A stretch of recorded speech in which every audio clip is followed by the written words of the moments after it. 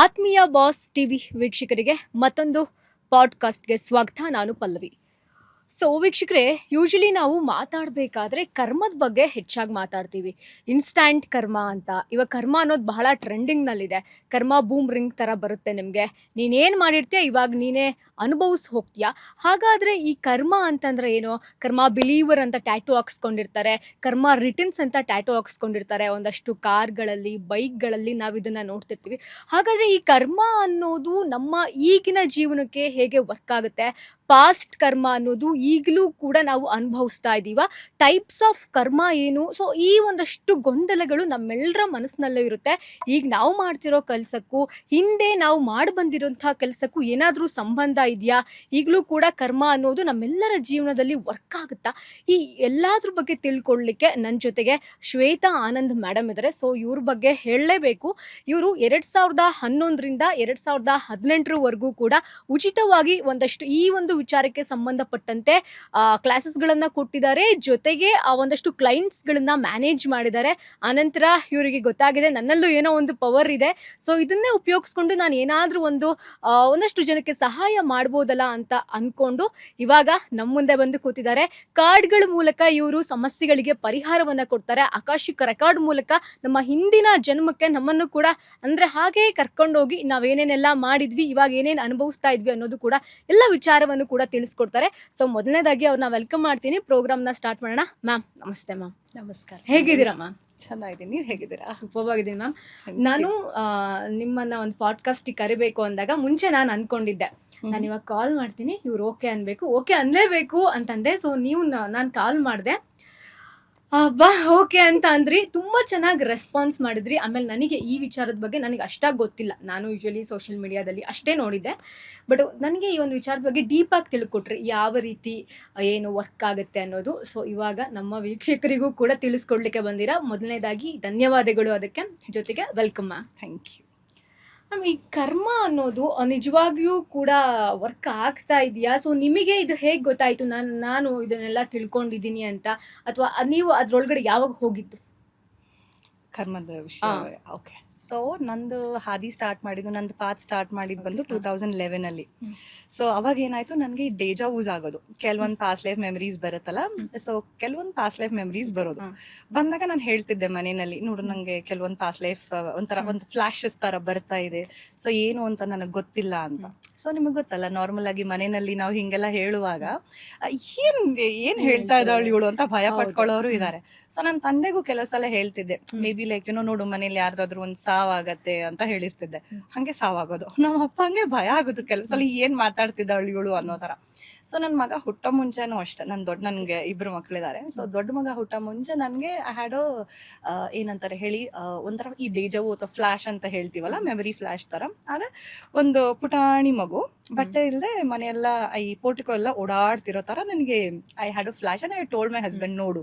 ಆ ಟೈಮಲ್ಲಿ ಹೆಂಗೆ ಅಂದ್ರೆ ಯಾರು ಅಷ್ಟು ಸೀರಿಯಸ್ ಆಗಿ ತಗೊಳ್ಳಲ್ಲ ನಿಮ್ಮನ್ನ, ಅಲ್ವಾ? ನನ್ಗೇನು ಅನ್ನಿಸ್ತು, ಎಲ್ಲರಿಗೂ ಅನ್ನಿಸ್ತಿರೋದು ಯಾತಕ್ಕೆ ಇದು ನನ್ಗೆ ಅನ್ನಿಸ್ತಿದೆ ಅನ್ನೋ ತರ.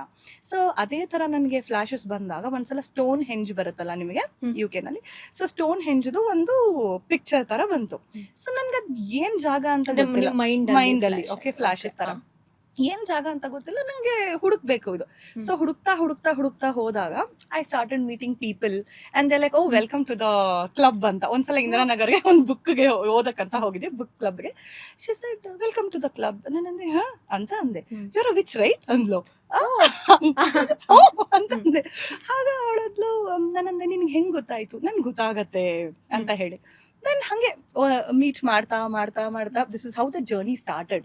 ಲೈಕ್ ಏನಂತಾರೆ ಹೇಳಿ, ನನಗೆ ಗುರುಗಳಿಲ್ಲ ಈ ವಿಷಯದಲ್ಲಿ. I don't have a Guru. And ನಾನು ಏನೇ ತಿಳ್ಕೊಂಡಿದ್ರು, ನಾನು ಏನೇ ಅಟ್ ಪ್ರೆಸೆಂಟ್ ನಾನು ಏನೇ ಆಗಿದ್ರು, ಅದು ಕೇವಲ ನನ್ನ ಮೆಡಿಟೇಷನ್ ಇರ್ಬೋದು, ಅಥವಾ ನಾನು ಇರುವಂತಹ ವ್ಯಕ್ತಿಗಳಿರ್ಬೋದು, ಅಥವಾ ನಾನು ಮಾಡಿರುವಂಥ ಕೆಲವೊಂದು ಎಕ್ಸ್ಪೆರಿಮೆಂಟೇಷನ್ಸ್ ಇರ್ಬೋದು, ಆ ಥರ. Most of it is my past life memory. ಅದನ್ನು ನಾನು I been working upon it and this is where I am right now. ನಿಮ್ಮ ಮನೆಯಲ್ಲಿ ಈ ಒಂದು ವಿಚಾರಕ್ಕೆ ಸಂಬಂಧಪಟ್ಟಂತೆ ಯಾರಿಗೂ ಏನು ತಿಳುವಳಿಕೆ ಇಲ್ಲ. ಇಲ್ಲ, ಖಂಡಿತ ಇಲ್ಲ. ಹಾಗಾದ್ರೆ ನಿಮಗ ಹೇಗೆ ಈ ಜರ್ನಿ ಸ್ಟಾರ್ಟ್ ಆಗಿದೆ? ಅಂದ್ರೆ ನನಗೆ ಈ ರೀತಿ ಅನ್ಸುತ್ತೆ, ನಾನು ಈ ರೀತಿ ಮಾಡಬೇಕು. ನೀವು ಹೇಳಿದ್ರಿ 2011 ಇಂದ Right. ಟಿಲ್ 18 ವರ್ಗುನು ನನ್ನ ಫ್ರೆಂಡ್ ಇಂದಾನೆ ನನಗೆ ಗೊತ್ತಾಗಿದೆ ಏನೋ ಒಂದು ಪವರ್ ಇದೆ, ನೀನ್ ಹೌದು. ಮಾಡು ಅಂತ ಅವ್ರು ಹೇಳಿದ್ರು ಅಂತ. ಸೊ ಅಲ್ಲಿಂದ ಅಲ್ಲಿವರೆಗೂ ಕೂಡ ನನ್ನ ಹತ್ರ ಹೇಗಿತ್ತು ಹುಡುಗಾಟ journey? ಅದು, Okay. ಹುಡುಗಾಟದ ತರ. ಆ. ಈಗ ನನ್ಗೆ ಪವರ್ ಇದೆ ಅಂತ ಗೊತ್ತು, ಬಟ್ ಆ ಪವರ್ ಎಷ್ಟು ಸೀರಿಯಸ್ ಇದೆ ಅನ್ನೋದು ನನ್ಗೆ ಗೊತ್ತಿಲ್ಲ. ನನಗೆ ಹುಚ್ಚತನ ಇದೆ ಅಂದ್ರೆ, ನೀವು ನನ್ನ ಮನೆಗೆ ಬಂದ್ ನೋಡಿದ್ರೆ ನನ್ ಒಂದು 150 ಟ್ಯಾರೋಡೆಕ್ಸ್ ಇದಾವೆ ನನ್ನ ಮನೆಯಲ್ಲಿ. ಒಂದು 150? ಹೌದು ಹೌದು, ತಗೋತಾನೆ ಇರ್ತೀನಿ ನಾನು. ಹ್ಮ್. ಇವಾಗೆಲ್ಲ ಅಂದ್ರೆ ಒಂದು ಸೀರಿಯಸ್ನೆಸ್ ಅಂತ ಇದೆ. ಅಂದ್ರೆ ಟ್ಯಾರೋ ಮಾಡ್ಬೇಕಂದ್ರೆ ಒಂದ್ ಜಾಗದಲ್ಲೇ ಕೂತ್ಕೊಂಡು, ಶುದ್ಧವಾದ ಬಟ್ಟೆ ಹಾಕೊಂಡು, ಶುದ್ಧವಾಗಿ ಕುತ್ಕೊಂಡು ಮಡೀಲ್ ಮಾಡೋದು, ಹೀಗೆಲ್ಲ ಕಾರ್ಡ್ಸ್ ಕಟ್ ಮಾಡೋದು ಎಲ್ಲ ಮಾಡ್ಕೋತೀನಿ.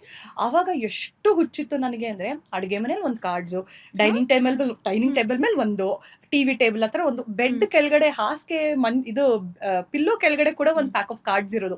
ಯಾರಾದ್ರೂ ಮೆಸೇಜ್ ಮಾಡಿ ರೀಡಿಂಗ್ ಮಾಡ್ತೀನಿ ಅಂದ್ರೆ ಇರು ಅಂತ ಹೇಳಿ ಫೋನಲ್ಲಿ ಫ್ಲಾಶ್ ಲೈಟ್ ಬರುತ್ತಲ್ಲ, ಫ್ಲಾಶ್ ಲೈಟ್ ಹಾಕೊಂಡು ರೀಡಿಂಗ್ ಮಾಡಿದೀನಿ ನಾನು. ಅಷ್ಟು ಪ್ಯಾಷನ್ ನನಗೆ. ಅಂದ್ರೆ ಏನ್ ಹೇಳ್ತಾರೆ ಹೇಳಿ, ಅದೊಂಥರ ಖುಷಿ ಕೊಡುತ್ತೆ ನಿಮ್ಗೆ. ನೀವ್ ಏನೋ ಒಂದು ವಿದ್ಯೆ ಕಲಿತೀರಾ ಅನ್ಕೊಳ್ಳಿ, ನೀವ್ ಅದನ್ನ ಒಂದು ರೀಡಿಂಗ್ ಒಬ್ಬರಿಗೆ ಮಾಡಿದಾಗ, ಅವ್ರು ತುಂಬಾ ಅಕ್ಯುರೇಟ್ ಅಂತ ಹೇಳಿದಾಗ ನಿಮ್ಗೆ ತುಂಬಾ ಖುಷಿ ಆಗತ್ತೆ. ನಿಮ್ಗೆ ಅನ್ಸುತ್ತೆ, ಓ ಅಕ್ಯುರೇಟ್ ಇದೆಯಾ, ಇನ್ನೂ ಮಾಡೋಣ. It gives you that high. So ಅದೊಂದು ಹೈ ತರ ನನಗೆ ಸ್ಟಾರ್ಟ್ ಆಗಿದ್ದದು. And again like I said ಅಲ್ಲ, ಒಂದು ಅಷ್ಟು ವರ್ಷ ನಾನು ಬಂದಾದ್ಮೇಲೆ ನನ್ಗೆ ಅನಿಸ್ತು, ನಾನು ಯಾಕೆ ಹಿಂಗೆ. ಈಗ ನನ್ನ ಸುತ್ತಮುತ್ತ ಎಲ್ಲ ನೋಡುವಾಗ ನನ್ನ ಫ್ರೆಂಡ್ಸ್ ಎಲ್ಲರೂ ಪಾರ್ಟಿ ಮಾಡೋರು, ಈಚೆ ಹೋಗೋರು, ಎಲ್ಲ ತಿರ್ಗೋರು. ನಾನ್ ನೋಡಿದ್ರೆ ಮೆಡಿಟೇಷನ್ ಮಾಡೋದು, ಜಪಗಳು ಮಾಡೋದು, ಹೀಗೆಲ್ಲ. ನಾನ್ ಬಂದು I was a Sai Baba devotee. ನಂದು ಸ್ಕೂಲ್ ಏನಿತ್ತು, ನಾನು ಓದಿದ ಸ್ಕೂಲ್ ಉಜ್ವಲ್ ಅಂತ, ಅದು ಬಂದು it's very close to Sai Baba ashram. So ಹಾಗಿರುವಾಗ ನಮಗೆ ಚಿಕ್ಕ ವಯಸ್ಸಲ್ಲೇ ಮೆಡಿಟೇಷನ್ ಇರ್ಬೋದು, ಅಥವಾ ಏನೋ ದೇವ್ರ ನಾಮ ಇರ್ಬೋದು, ಭಜನೆ ಇರ್ಬೋದು, ಭಗವದ್ಗೀತೆ ಇರ್ಬೋದು, ಎಲ್ಲ ಕಲ್ಸೋರು. ನನಗೆ 12 ಮತ್ತೆ 15ನೇ ಅಧ್ಯಾಯ ಭಗವದ್ಗೀತೆ ಅದು ಬೈಹಾಟ್ ಬರುತ್ತೆ, ಬಿಕಾಸ್ ಸ್ಕೂಲಲ್ಲಿ ಕಲ್ಸಿರೋದು ಅದು ನಮ್ಗೆ ಅದೆಲ್ಲ ಫುಲ್ಲು ಹೌದು ಫುಲ್ಲು. ಆಯ್ತಾ, ಆ ಸ್ಕೂಲಲ್ಲಿ ಯಾರೇ ಓದಿದ್ರು ಅವ್ರು ಎಲ್ಲರಿಗೂ ಬರುತ್ತೆ, ಇಲ್ಲ ಪನಿಷ್ಮೆಂಟ್ ಕೊಡೋರು. ಸೊ ಹಂಗ ಬಂದಿದ್ದು ನನ್ಗೇನ್ ಅನ್ನಿಸ್ಬಿಡ್ತು, ಮೇ ಬಿ ಅದ್ರದ್ದು ಇನ್ಫ್ಲೂಯೆನ್ಸ್ ಇರ್ಬೋದೇನೋ ಅನ್ನೋ ತರ. But when I started searching for answers, ನಾನು ಯಾಕೆ ಹಿಂಗೆ, ನಾನು ಏನಕ್ಕೆ ಹಿಂಗೆ ಅಂತ ನಾನು ಹುಡುಕ್ತಾ ಹೋದಾಗ, I met a lady who was into healing. ಆಯ್ತಾ, then I met a witch was practising. So ಇವ್ರನ್ನೆಲ್ಲ ನಾನು ಮಾತಾಡ್ಸ್ತಾ ಹೋದಾಗ ನನ್ಗೆ ಅನ್ನಿಸ್ತು, ನನಗೆ ಪ್ರಾಬ್ಲಮ್ ಇಲ್ಲ, ನಾನಿರೋ ಜನಗಳು ಬೇರೆಯವ್ರು ಅಷ್ಟೇನೆ. ಸೊ ನಾನು ಬೇರೆ ಗ್ರೂಪಲ್ಲಿ ಇದ್ದೀನಿ, ನಾನು I mean a different family, I mean a different group, but I don't have a problem. So ಅದು ತನಕ everybody used to think I have a problem. ನಾನು ಈ ಜನಗಳನ್ನೆಲ್ಲ ನೋಡಿದ್ಮೇಲೆ ನನ್ಗೆ ಅನ್ನಿಸ್ತು, ನನಗೆ ಪ್ರಾಬ್ಲಮ್ ಇಲ್ಲ, ನಾನು ಕರೆಕ್ಟಾಗೇ ಇದ್ದೀನಿ, ನಾನು ಐ ಆಮ್ ಗಿಫ್ಟೆಡ್ ಅಂತ. ಆ ಗಿಫ್ಟೆಡ್ ಅಂತ ತಿಳ್ಕೊಳಕ್ಕೆ ನನಗೆ ಆಲ್ಮೋಸ್ಟ್ ಲೈಕ್ ಒಂದು 7-8 ವರ್ಷ ಬೇಕಾಯ್ತು. 7-8 ವರ್ಷ 7-8 ವರ್ಷ. ಅದು ತನಕ ನನಗೇನೋ ಪ್ರಾಬ್ಲಮ್ ಇದೆ, ನಂಗೆ ಏನೋ ಪ್ರಾಬ್ಲಮ್ ಇದೆ. ನೀವು ನಂಬ್ತಿರೋ ಇಲ್ವೋ, I have met psychiatrists, I have met doctors, I have met Ayurvedic doctors, ಎಲ್ಲಾನು. ಏನಕ್ಕೆ ಅಂದ್ರೆ ನನ್ಗೇನೋ ಪ್ರಾಬ್ಲಮ್ ಇದೆ, ಅಲ್ಲಿಂದ ಏನು ಉತ್ತರ ಬರ್ತಿತ್ತು? ಏನಿಲ್ಲ Normal ಆಗಿ they used to say, oh she's attention seeking, ಇಲ್ಲ ಏನು ಇಮ್ಯಾಜಿನ್ ಮಾಡ್ಕೋತಾ ಇದೆಯಾ, ಆ ಥರ ಎಂಥದ್ದು ಇಲ್ವಲ್ಲ, ಇಮ್ಯಾಜಿನ್ ಮಾಡ್ಕೋತಾ ಇದೆಯಾ ನೀನು, ಹೋಗು ಅಂತ.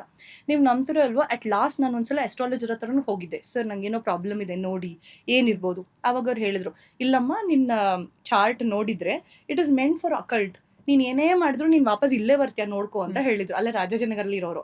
ನಾನು ಅನ್ಕೊಂಡೆ ಏನೋ ಹೇಳ್ತಾ ಇದ್ದಾರೆ ಬಿಡು. ಬಟ್ ಇವಾಗ ನಾನು ಕೂತ್ಕೊಂಡು ನಾನು ಯೋಚನೆ ಮಾಡಿದರೆ, ಇದೆಲ್ಲ ಪೂರ್ವ ನಿಯೋಜಿತ, ಇದು ಆಗಲೇಬೇಕಿತ್ತು.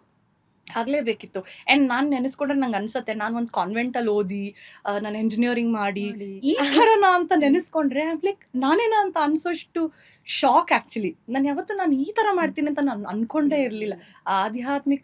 ಆಧ್ಯಾತ್ಮಿಕ ಇದು ಪಾತಿಗೆ, ಸ್ಪಿರಿಚುವಲ್ ಪಾತಿಗೆ ಬರ್ತೀನಿ ಅಂತ ನಾನು ಯಾವತ್ತೂ ಅನ್ಕೊಂಡವಳೆ ಅಲ್ಲ ಪಲ್ಲವಿ. ಸೊ ನನಗೂ ಇಟ್ಸ್ ಕ್ವೈಟ್ ಶಾಕಿಂಗ್.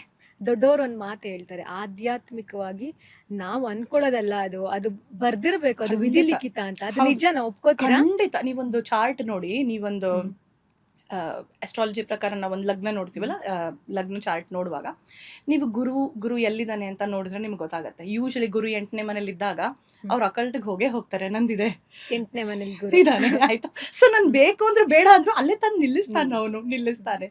ಸೊ ಹಾಗೆ ಅದು. So that's how the journey started. ಯಾಕೆ ಏನು ಬೇರೆಯವ್ರಿಗೆ ಹೆಲ್ಪ್ ಮಾಡೋಕ್ಕಿಂತ ಇಟ್ ವಾಸ್ ಮೋರ್ ಆಫ್ ನನ್ನನ್ನು ನಾನು ತಿಳ್ಕೊಬೇಕು, ನಾನು ಯಾಕೆ ಹಿಂಗಿದ್ದೀನಿ, ನಾನು ಏನಕ್ಕೆ ಹಿಂಗಿದ್ದೀನಿ. ಇದು ಆಕಾಶಿಕ್ ರೆಕಾರ್ಡ್ಸ್ ಕೂಡ ಅಷ್ಟೇ.